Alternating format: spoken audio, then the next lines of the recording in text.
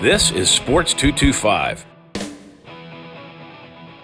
Well, if you've been around sports for as long as I have, which is many, many decades, almost five, people come in and out of your lives for different reasons. And a lot of times they leave your sporting life and, you might stay in touch and they never re-enter. Bob Starkey continually re-enters and has done it again. That was like when you got the job and it was announced that you were coming to LSU, it was like this bolt of lightning for me. It was just so hoopy cool. I'll be honest with you, it's a bolt of lightning for me too. I'd be less than honest if I didn't think there weren't times where I thought, it'd be nice to come back home and finish my career. But you get locked into where you're working and you get involved with your kids and your community. And Kim got the job and they were rocking and rolling. So you don't think things are going to happen, but sometimes timing and fate, it's amazing what it does. Well, it's funny because you're from West Virginia and came to LSU to work on the men's staff. And Bob has one of the more interesting basketball resumes of anybody. And I'm just regurgitating some of this right now for people who may not know that much about you. But he came to LSU, and we'll get to that. And then he moved to the women's side where he coached for Sue Gunner, and then actually was the interim head coach for a little bit at a pretty high level. But then you went to Texas A&M. And then you went to Auburn, and now you're back at LSU. And it's amazing in the span of 2 decades, basically, how it's all unfolded. Well, I say this all the time, just think about the women's side here at LSU. I'm getting ready to work for my 3rd Naismith Hall of Famer. There was Coach Gunner, there was Van Chancellor, and now there's Kim Mulkey. And by the way, the guy I worked for on the men's side was so good they named the court after him. And then at A&M, I worked for a women's basketball Hall of Famer, Gary Blair. I don't know if the assistant coach has been more blessed than I have. And, as the ultimate hoop junkie, that's like as good as it gets, right? Oh, it is. Just from being able to learn a lot of different ways to play and teach and run a program. And each and every single one of those people are unique. And just be a part of a wide range of communities and universities. So I've been truly blessed. Well, and you talk about the different personalities. I mean, just from the time you spent with the men's program. Now, what were the years that you came here and spent with just the men? Oh, wow. I came here late 80s. I like to joke around and say, I came in with Shaquille. So Shaquille's first year as a freshman here, and then I stayed with Dale for 13 years until he retired. If you had asked me that, I would have said just a few years. 13 years it was. My gosh. I tell people it's funny when they go, "Oh, you were the LSU basketball beat writer." I go, "Yeah, I taught Shaquille how to do interviews." And they look at me and I go, "No, I had him since he was a 6'11" skinny freshman." Right? And so you were there during that was certainly a most fascinating time, because that was actually the 89-90 season was my first year as the full-time beat writer. I had started the year before. And as you know, when you saw an LSU basketball game at that time, you saw something you would never see ever before, because you had Shaquille and Chris Jackson. And so something was going to happen that you just had never seen before. And you throw in Stanley Roberts and Maurice Williams, Vernell Singleton. And, I was having this conversation with somebody the other day. The tragedy of that group was they only got to play together for 1 year. And in those days, chemistry was important. Now, it's not important anymore. You're lucky if you get a group that can stick together for 1 year. So, but back in those days, it would have been something if it had worked out where those kids could play 2 or 3 years together, because that was a really talented group.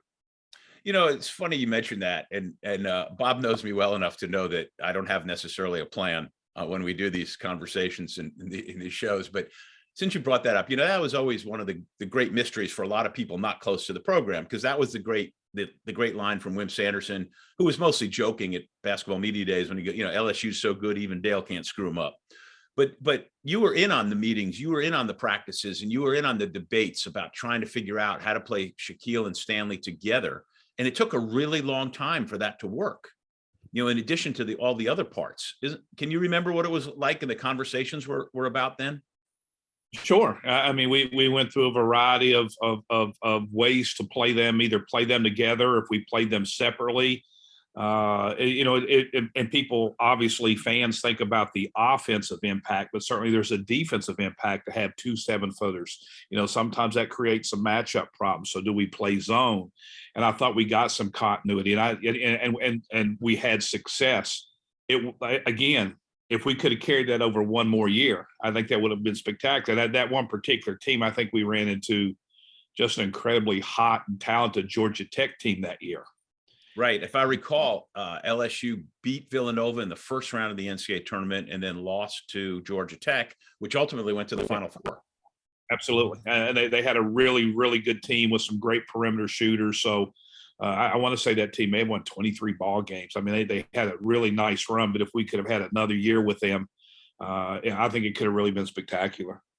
So you said something in there that I want to finish this segment on, and I'm paraphrasing what Will Wade said and other people have said about the state of college sports now, and especially a basketball team. You can't build a program anymore. You can only build teams. That's correct. Yeah. And now on the women's side, it's different because you don't have quite as much movement. You don't have people jumping to go pro right away, and you don't have quite as much movement in the portal. But on the men's side, I think we're looking at almost a whole different sport from when you were in it. 100%. I had the conversation with Buzz Williams at Texas A&M, and that was his exact statement. You're looking to put together a team every year. And then when I was at Auburn, I was talking to Bruce Pearl, and he said, here's the difference. Every summer, I look at my roster and I decide what offense I want to use and what defense I want to use. Where you used to have an offensive system and a defensive system, and you would recruit to it, and you would develop kids to play in that system. Well, you're not going to have them there now. You got your simplicity is far more important now. You better have something that kids can pick up quicker, because you need to play and win with this group now, because you're going to have a new team the following year. It's you very well put. He is Bob Starkey. He's the new assistant basketball coach at LSU again. And when we get back, we'll talk about the Bob and Sherry Starkey travelogue. I'm Lee Feinstock at Sports 225.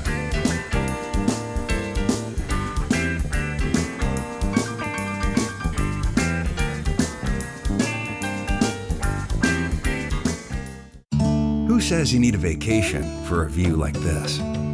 Or, I wish there was a place to get in shape. Try getting on the beaten path. Discover an ever-expanding network of trails and greenways. Some quintessential Southern beauty. Or romp through the woods in a magical land between the rivers. There's more to explore than you ever imagined. Beyond the swing sets. Breck, we are more than a playground. Back on Sports 225, hanging out with Bob Starkey, who's back at LSU as a women's basketball coach after once being at LSU, going to Texas A&M, going to Auburn, and now back here in Baton Rouge. And in both places, at Texas A&M, you had great success. And I was stunned when you went to Auburn, as much as I was stunned when you came to LSU. But your time at Texas A&M with Gary Blair must have been such a different experience than being at LSU for all that time. Well, it is. And again, we talked about earlier, every place is unique. Texas A&M's an amazing institution, and I really enjoyed my time there. And again, worked with a Hall of Fame coach, and we had some special players come through. My last year, we won the SEC championship. But just, every school, and this is what I love, every school has its own history and traditions, and the campus and the community is different. And I'll have a place in my heart for every place I stop, certainly College Station. College Station, the times that I've been there, I was blown away by how great the facilities are, for one. I mean, it's a first-class operation there from top to bottom. Money's not an issue there.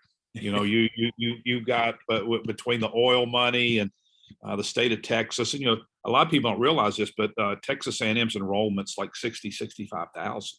So you can imagine, yeah, it's the second largest university in the country behind Arizona State. So you can imagine what that means is a larger alumni base, more contributors, et cetera, et cetera. And they do. They have the finest facilities in the country. Well, one of the things that's your ultimate strength is your people skills and relationships, and not only relationship building, but relationship sustaining. And in this case, specifically basketball. And you're one of those guys who, and I don't know, even if I didn't know Bob, just knew him from being Facebook friends, how he keeps up with so many of his former players at every school and so many people you've worked with. And, that ultimately led to you going to Auburn. Well, it really did. Johnny Harris had been at A&M before me, and when she left to go to Mississippi State with Vic Schaefer, that opened up the opportunity for me to go to A&M.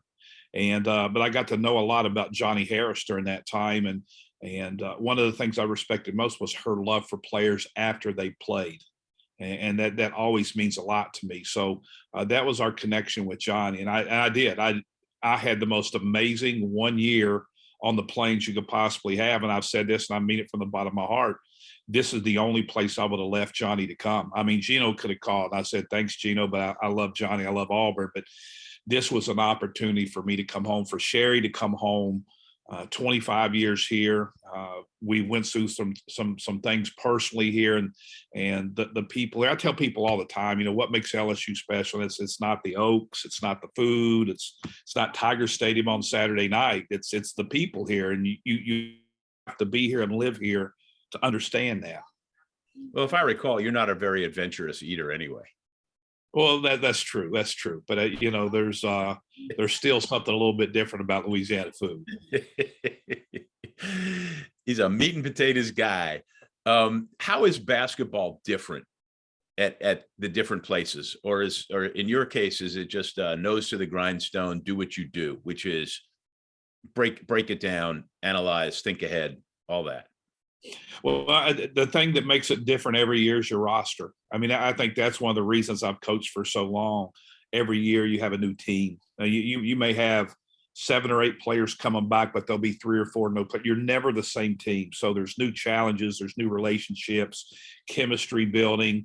So in that acts, it's different, but it still comes down to relationship, building trust with players, getting them to work hard, getting them to buy in. Some of those things are a little bit more difficult now because of generational changes. Kids are different now than they were 20 years, and not in a bad way. I'd never want to be one of those coaches that complains about this generation, because I had somebody told me that when I was playing, there was a coach that was complaining about my generation. So generations change, and I think the best coaches change with them. So there is some change, but it still comes down to caring about your people and working hard. Yeah, but so this is the 4th time you've gone as a new person to a women's program, right? So even though you went from the men to the women at LSU, that was still into a new program. And then at A&M, then at Auburn, then back here. What's the things that you have to do? I mean, because they can look at your resume and go, oh, this guy's a good coach. But, until you actually start working with them, what do you do to impress upon them that you know what you're doing? Well, the first thing I do is I don't. That's not a concern for me. Somebody asked me, what is the top priority when you first get someplace? Is to listen and learn. I'm getting ready to work for one of the most iconic coaches in the history of women's basketball. I'm not trying to come in here and change anything.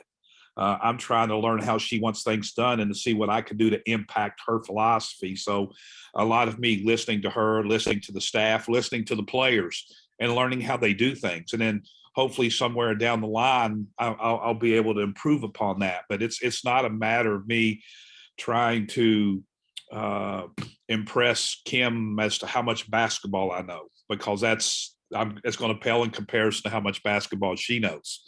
So my job here is to enhance, how can I improve upon what we're doing? And that's the attitude I've always had. And again, I've been pretty blessed that in all those places, I've came into some really good programs working for coaches who knew what the heck they were doing. He's Bob Starkey. When we get back, I got to ask him a couple of Dale Brown, Van Chancellor, Sue Gunner questions, because you don't have any Kim Mulkey stories yet. Or if you do, that's been a short time to accrue some. We'll get back to Sports 225 in just a minute.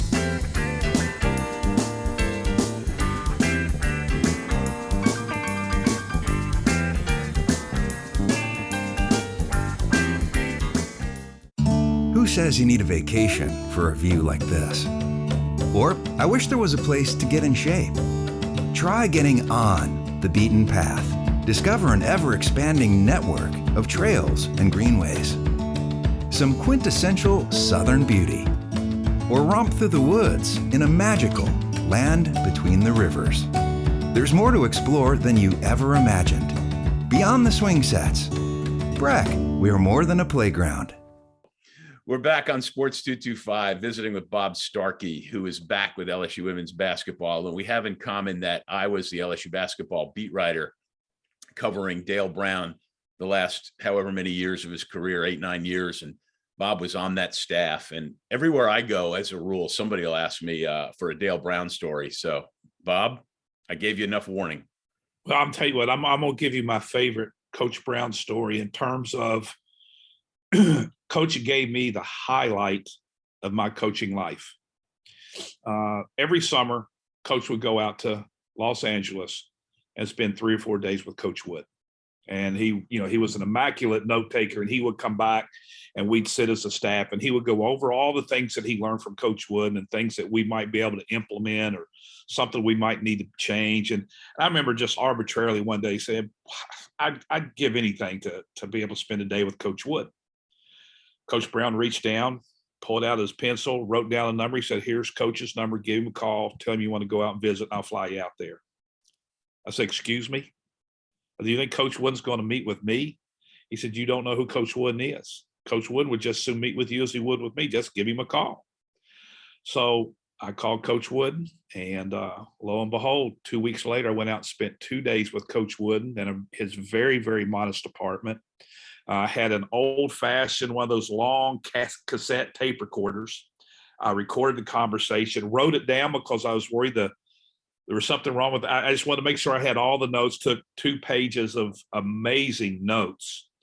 And then after I came back. That should have given you a much better appreciation for my job all these years. But you want to make sure you don't miss anything. Right. But when I went back, Coach Wooden had this absolutely insatiable love for Abraham Lincoln. And he had books and all this stuff. And there was a brand new book that just came out on Lincoln. So I purchased the book for him and wrote something in there to the effect that Coach Wooden, just a small token of my appreciation for everything you've done for all coaches in the sport. Sincerely, Bob Starkey. And I sent it to him.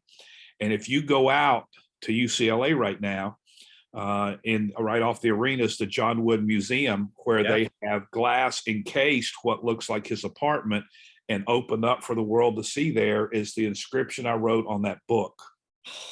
So just to be able to spend 2 days with Coach Wood, and he was certainly slow getting around, but his mind was incredibly sharp. And that would have never happened if Coach Brown didn't have that relationship or the foresight. He also introduced me to my most important mentor, Don Meyer. He sent me out to Nashville, said, you need to get with this guy. And, we don't have enough time to go in what Coach Brown has done for Sherry when she was battling multiple sclerosis. I mean, we could do a series of shows on some of the things that Dale's done beyond the basketball court to help people. Wow. I got to meet Coach Wooden twice because he came to Baton Rouge once. And then, of course, LSU played in the John Wooden Classic. I think that might have been, that was maybe your last year. It was towards close. I think Ronnie Henderson played on that team.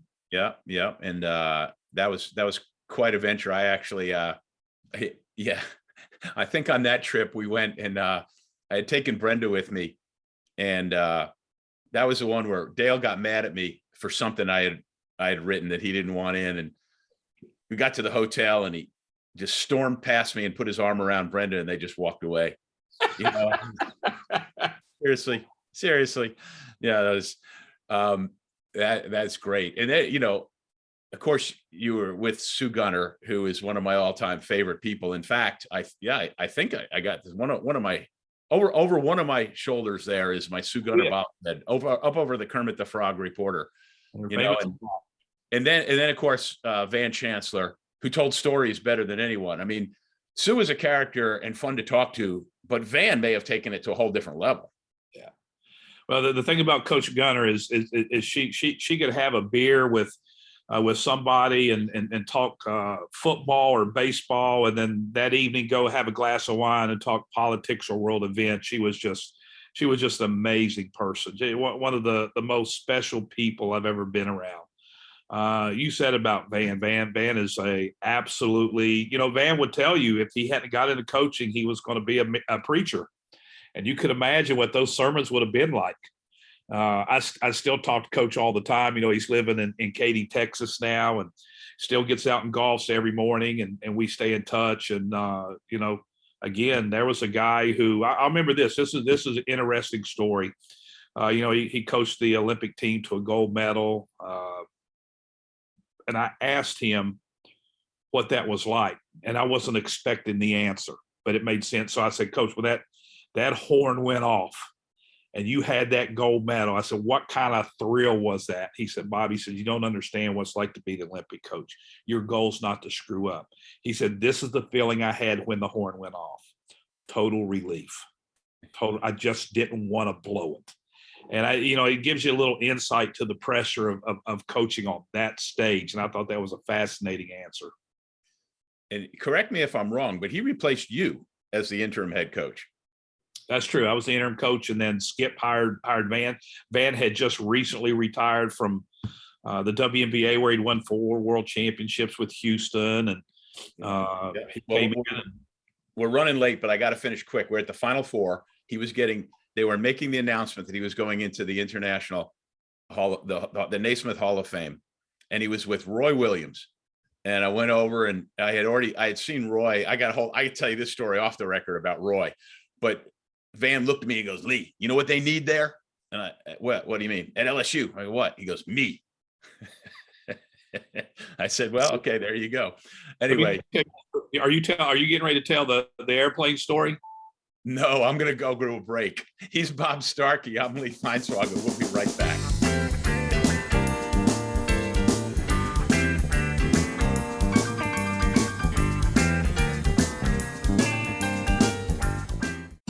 Who says you need a vacation for a view like this?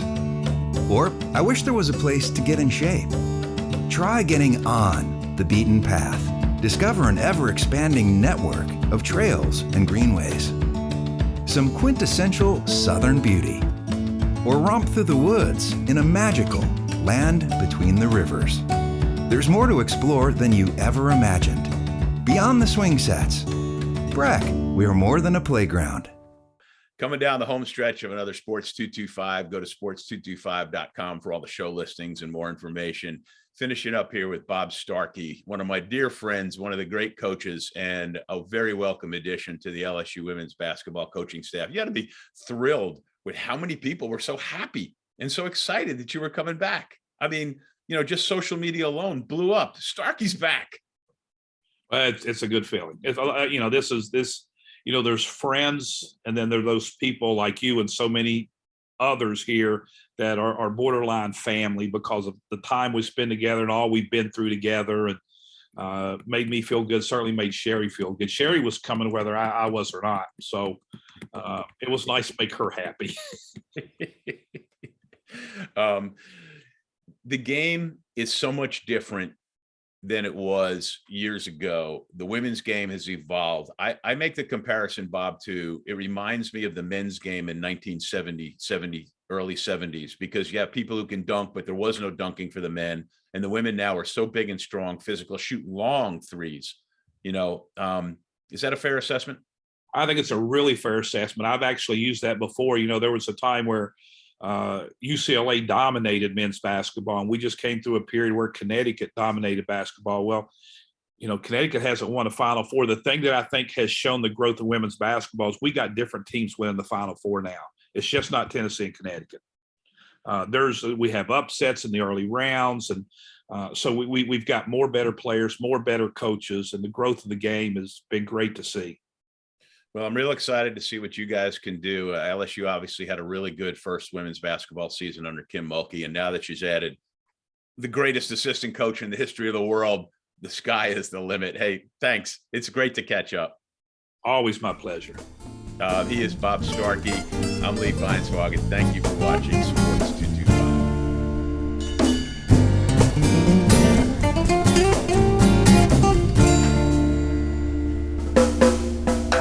At carnival time by Baton Rouge Bay, that's the site of my story. At Spanish Town Mardi Gras,